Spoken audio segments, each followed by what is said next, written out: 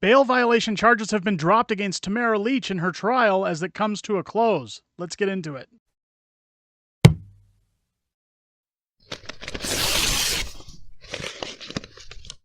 Oh, yeah! Well. It looks like things are winding down in the trial of Chris Barber and Tamara Lich as their long, drawn-out trial that has been going on since September is starting to wind down. Now, of course, there's expectations that this trial will be over somewhere around the 4th of November. Could be sooner, but the Crown announcing today with breaking news that they're dropping the bail violation charge against Tamara Lich. We don't seem to have any other details about Chris Barber yet on his charges, but I thought this would be a good update video and a chance to talk about this. But first off, I wanted to apologize for the video. It's a little bit different than the usual video we have on the channel. I've had a DSLR camera lens go out on me this morning, and unfortunately, said camera is no longer in production. So I have to order a lens, which should come by the end of the week. So videos will be remaining in this quality for the remainder of the week. And again, my apologies if the quality is a little lacking there, folks. But back to Tamara Lich. This has been a trial that hasn't been covered to the extent of the POEC or the Emergency Act Commission, simply because they're trying to keep it as low key as they can. Now, I, of course, have spoken to Tamara both on and off camera, but off camera throughout this trial. She's a dear friend of the channel, a personal friend of mine, and I've been happy to see and read the updates coming out as the trial has been commencing. Now, when it comes to Tamara, of course, her and her lawyers are playing this close to the chest. They don't want to do any kind of media talks or any kind of media appearances until the trial is over, which is very understandable. But I can assure you that once Tamara's trial has concluded and she has the go-ahead, we will be talking to her on this channel, not only about the trial itself, but everything she's now allowed to talk about in terms of her experience, both in the public and behind bars. And if you want to know more about Tamara's experiences, I would advise going to pick up her amazing best-selling book, Hold the Line. It is by not just the Unacceptable Fringes version of Hold the Line, The Ballad of Tamara Lich, but Tamara has her own book done through Rebel News called Hold the Line, and it's a very informative, kind of a be-all-tell book that she can talk about with certain things, and I'd really recommend it. It's a great read. But let's get into what's going on with Tamara here and the news that we have as of now. Again, this was breaking this morning, so I wanted to get it out as quickly as I could and give everybody whatever I could, because people have been asking recently how Tamara is doing. So let's dive right in. The Crown's no longer pursuing a criminal charge against Freedom Convoy organizer Tamara Lich that alleged she violated her bail conditions last summer. So if you remember that, it was just before Canada Day. Tamara Lich was put on a nationwide warrant for arrest because at her JCCF gala dinner, she stood next to convoy participant Tom Marazzo taking a photo. We can see that right, where is it? Right here. Sorry about that. I got my tabs all over the place. So you can see Tom standing next to Tamara right here. And of course, during this court order and during her bail conditions, she was not to be around anyone from the Freedom Convoy. She was not allowed on social media unless present with lawyers. Now, her lawyers were in... they were behind the camera as this photo was being taken. So they were in attendance when Tamara was there. And of course, these charges were just asinine. It was just another way for Karimjee to rally up more charges against Tamara Lich. And, well, let's be honest, it was silly charges and it was just unwarranted. The bail violation was scheduled to be heard in court next week, but the Crown has stayed the charge in the hopes of using some of that time to deal with Lich's main charges. Quote, given that the substantive matter has gone on longer than anticipated, the Crown wishes to prioritize and see its completed in a timely fashion, Crown Attorney Westier explained in court on Monday. Lich was arrested on bail in early 2022 after spending more than 2 weeks in jail following her arrest in the final days of the protest. She was allowed to return home to Alberta with a lengthy list of conditions, including she's not to communicate with fellow convoy organizers because don't need another uprising against Justin Trudeau. Later that summer, she was arrested in Alberta on a Canada-wide warrant after being photographed, as we said earlier. She spent another month in jail before being released again. Now, it's important to know that she spent over 50 days in incarceration for mischief charges. Now, what is mischief? Well, that could be spray painting a wall or breaking a window somewhere, or I guess it's conspiracy to commit mischief, which is even less of a charge. With Tamara, again, paying the price of 50 days in jail. What we can see unfolding in the courts right now, and they try to make it sound like, hey, look, we're running out of time. We're just going to drop the charges because we want to complete this trial in a fashionable manner. Let's be honest. It's because the charges have no legs to stand on. There's nothing to do here. These charges should have been dropped ages ago. I know at one point there were talks that there was a deal offered for Tamara to walk away, but I'm glad she didn't. I'm glad she stuck to her guns.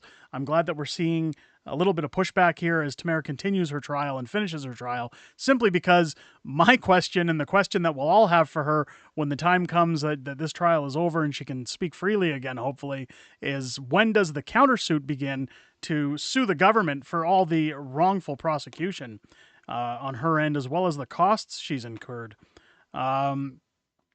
Had there been a proper investigation before Lich was arrested, shackled, hauled away across the country, and then kept in jail for 30 days, they would have realized that her then counsel were present at the time, and therefore these charges should never have been laid, he said outside of a court on Monday.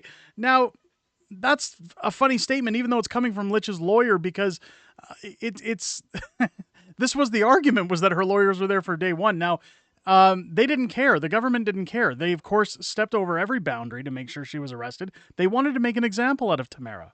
It had nothing to do with bail violations.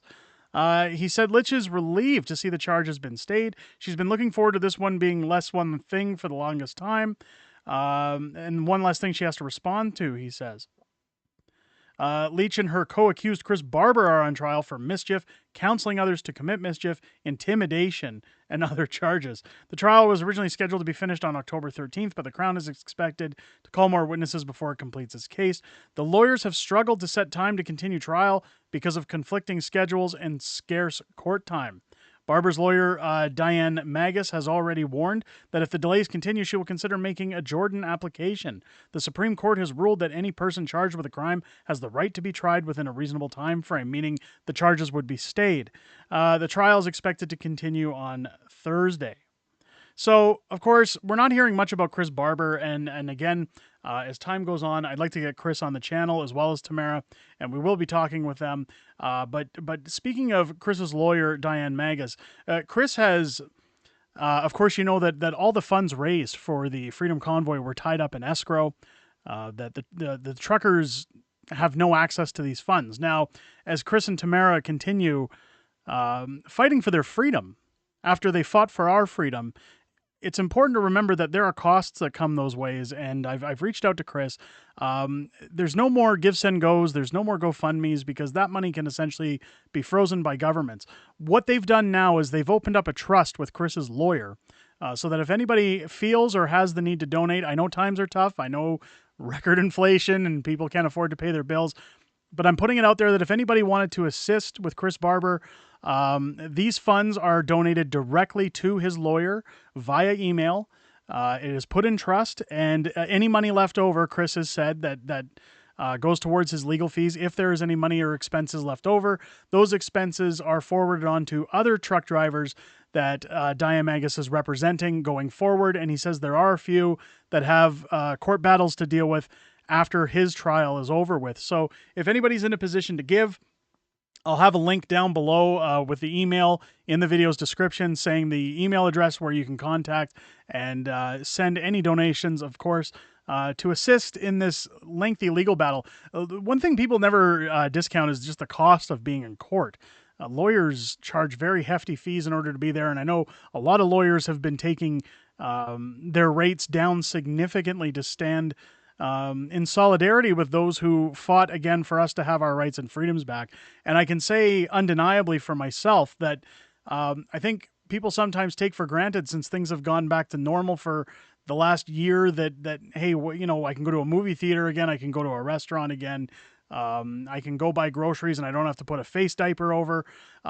It's best to remember that had these people not have gotten into their trucks and combed the streets of Ottawa to protest for the rights of every Canadian to be free, there's no telling how long that behavior would have gone on from our government. And I firmly believe that the actions of the Freedom Convoy helped to speed up the process of eliminating draconian mandates. Now, since the Freedom Convoy, of course, stories come out, money tends to make people circle like vultures. And we've seen claims of, oh, they're feds and oh, there's people moving money here or doing that. They're scam artists. They're this, that, and the other thing.